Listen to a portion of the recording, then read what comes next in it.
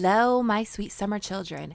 If you are excited about the Game of Thrones prequel, House of the Dragon, but you're confused about who's who and what's what, don't worry, I got you covered. By the time I'm finished this video, you will have all of the juice that you need to get you through the long night.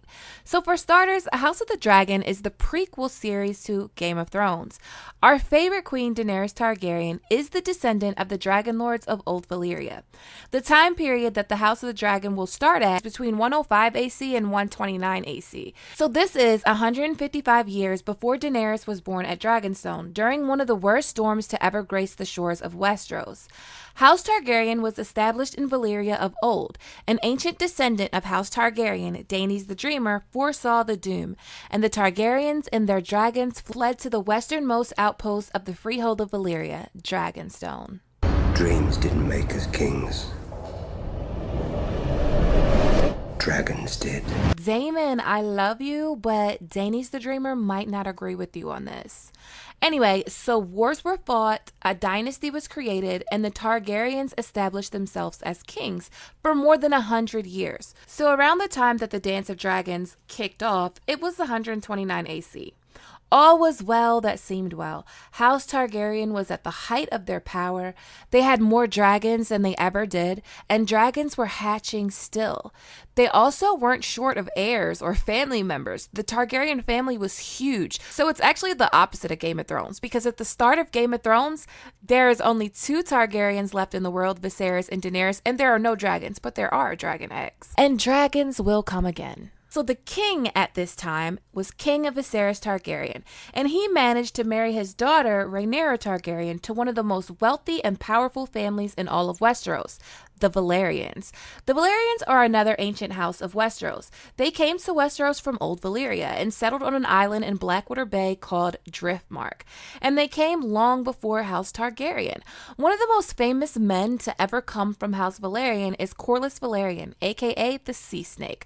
Corlys Valerian would sail more of the known world than any other sailor, and he would bring back riches and treasures that made his family the richest in all of Westeros. The Lannisters don't got shit on House Valerian.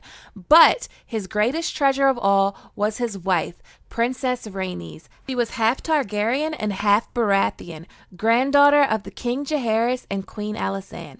Together, Corlys and Rhaenys would have 2 children, Laenor and Laena, both dragon riders. Laenor was the rider of Sea Smoke, and Laena was the rider of the biggest dragon alive during this time period, Vhagar, Queen Visenya's own dragon. King Viserys named his only living child, his daughter, Rhaenyra, his heir, and even after he was remarried to Queen Alicent Hightower and sons were born to him, he wouldn't change his mind. Rhaenyra was his heir, and he said what he said. King Viserys and Queen Alicent would have many children together. Aegon II, Aemon One-Eye, Helena, Daeron, all of which were dragon riders. There are so many heirs, so many dragons, so many dragon riders, so many powerful people. Can you see where this story is going? Aegon II would marry his sister Helena, and they would have children. Rhaenyra was married to Laenor Valerian, and they, air quotes, would have children. She would have 3 by Laenor that aren't actually by Laenor. They are by her sworn shield, Breakbones, aka Sir Harwin Strong, played by Ryan Coor. And would have 2 children by her uncle Daemon. And all the children rode dragons. So many heirs. So many dragons. This is going to be deadly. So King Viserys also has a council that will have a lot of roles to play. You know, the Littlefingers, the Varyses, the Maester Pycelles, the Tyrions. So we have Lord Jason Lannister. So he might look familiar to you. Who did he play in Game of Thrones? I want to see if you can guess. If you know who he played in Game of Thrones, put it in the comments below.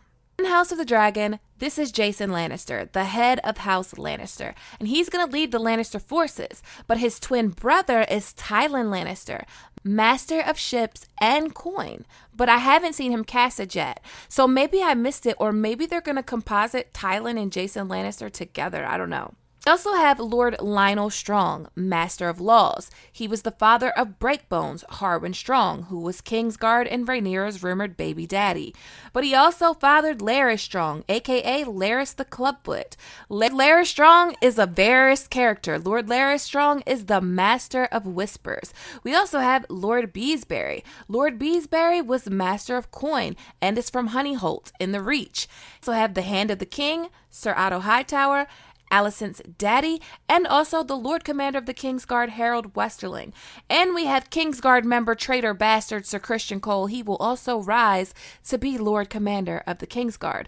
But let's talk about the story, like the logistics of the story and how it will play out on screen. If you want to know all the details, I recommend reading the book Fire and Blood by George R.R. Martin, Volume 1 of Fire and Blood.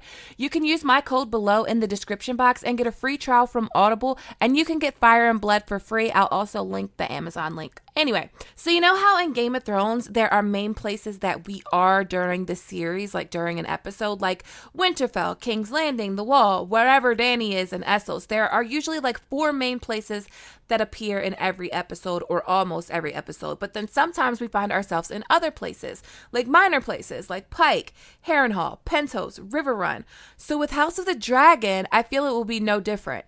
Just the places will be different. One of the main locations will, of course, be King's Landing. This is where King Viserys is. This is the seat of power in Westeros. Other characters will be mainly in this location as well. Queen Alicent, her children, the council members, and Red Keep looks a lot different. Of course, the throne room looks different, but also there are like these statues on the columns. If you zoom in, I'm betting that it's Aegon, Visenya. I'm betting it's like statues of Aegon, Visenya, and Rhaenys in the throne room. We know in later years, like when Aerys reigned as king, dragon skulls ornamented the throne room. But we also know that the throne itself has changed. But the Red Keep and King's Landing will be one of those main locations. So the second permanent location probably in every episode is Dragonstone. Dragonstone is the ancient seat of House Targaryen.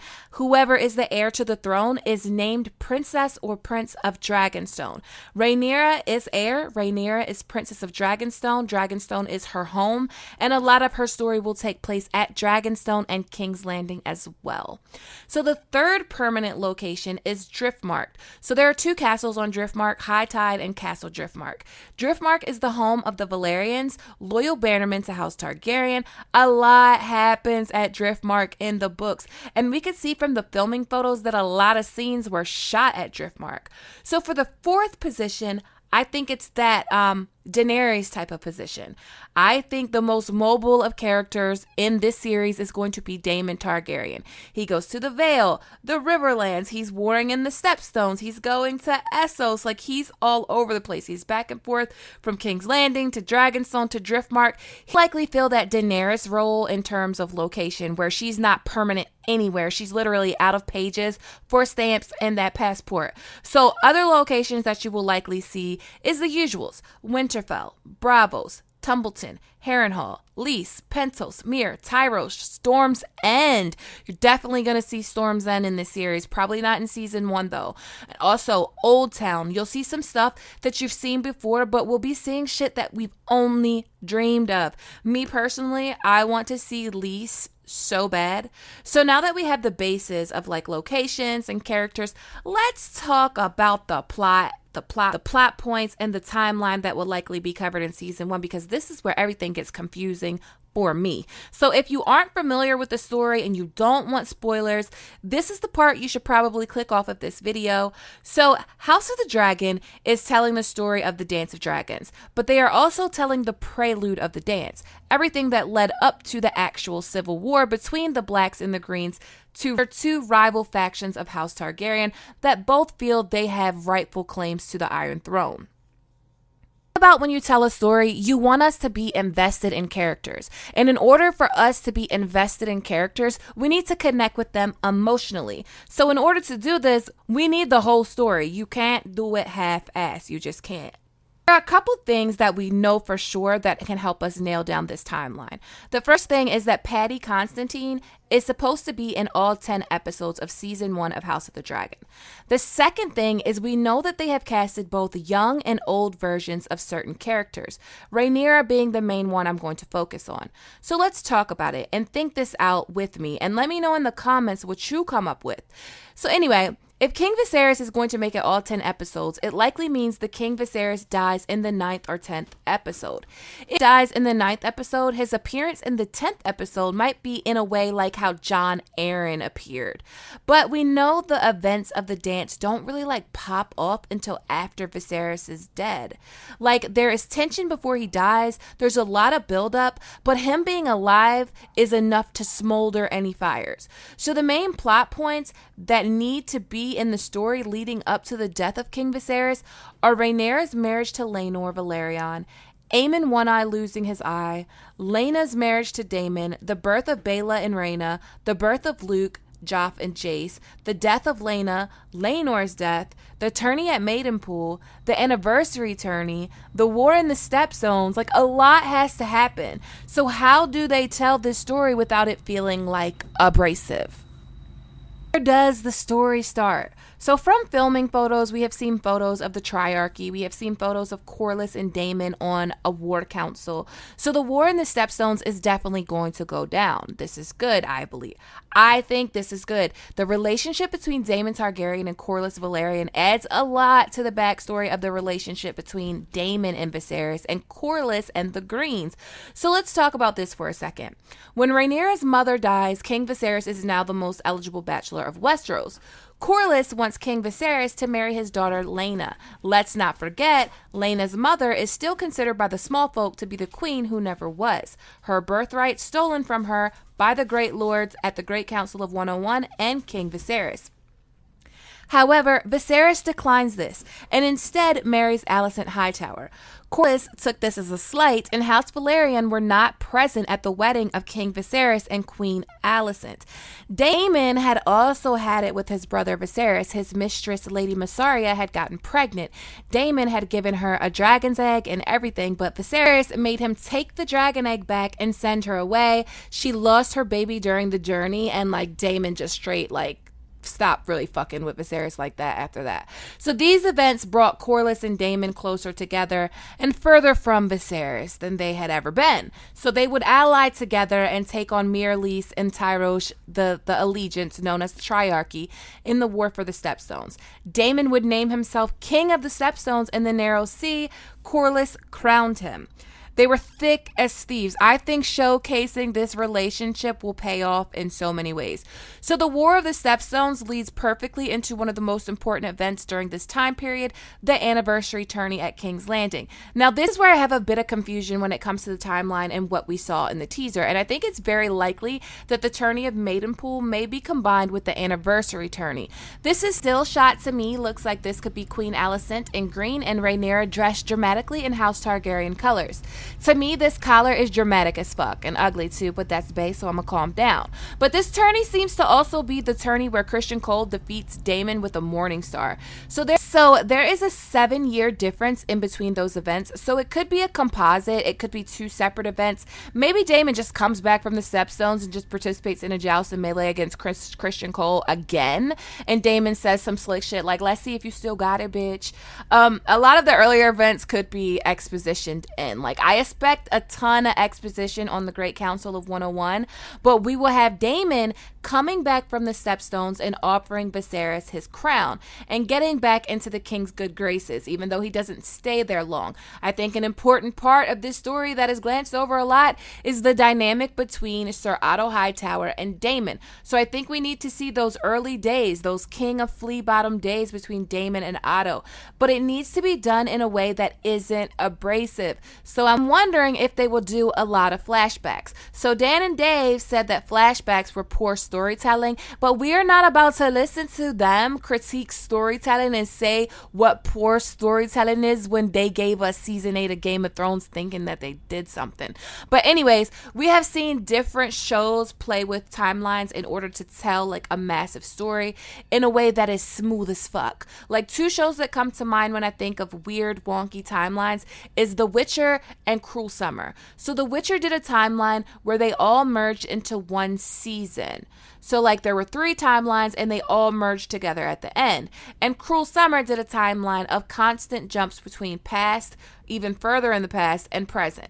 And honey, by the way, if you never watched Cruel Summer, you are missing out on an amazing story. So I'm kind of thinking we might not get a linear timeline, at least for season 1. So what could that mean? What could that look like? Well, I'm just guessing, but it could mean we get continuous jumps from past to present while telling one story. This is how Cruel Summer did it. I loved it. I asked Twitter and I looked it up, and it looks like young Rhaenyra and old Rhaenyra are in all 10 episodes, even though IMDb, like, you can't really trust IMDb that you could put anything on there. So we had to see 2 very important weddings, Damon and Laena and Rhaenyra and Laenor. Damon and Laena also have to have their twins before Laena dies. But Laena has to die so Aemon can get Vhagar and so that Rhaenyra can marry Daemon. And honestly, it looks like Laenor and Sir Carl Corey are dueling in the teaser. And if you didn't know, Sir Laenor is killed by Sir Carl Corey, who was his friend. Laenor has to die so that important wedding can take place between Rhaenyra and Daemon. But there also has to be children born, honey, like lots of them. Like Rhaenyra has to have like 5 children before her dad kicks the bucket. And Alicent has to have like 4 children. I think Helena has to have children as well. Like there is no way they can tell this story linear in 10 episodes. So what I think they are going to do is run 2 timelines, past and present, that merge together in the finale. I think the finale will include the Council of the Greens and the Council of the Blacks, and likely the coronation of Aegon and King's Landing. What do you think? How are they going to tell this story? As always, thanks for watching. Thanks to everyone that supports me on Patreon. This video, please give it a thumbs up. Please click that subscribe button, hit that notification bell, and join the Sweet Summer family. Okay, my sweet summer children, have a good day.